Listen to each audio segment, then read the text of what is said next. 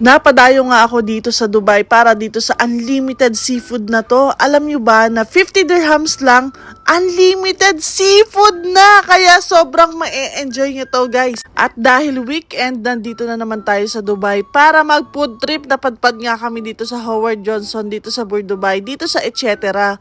At unlimited seafood dito for only 50 dirham. Unlimited calamares, dynamite prawn, seafood soup, rice, and drinks. Eto nga dynamite prawn nila, nagustuhan ko talaga kasi sobrang malasa niya. May unlimited salad din pala. At eto na ang mga seafood natin. May 3 choices nga kayong pagpipilian.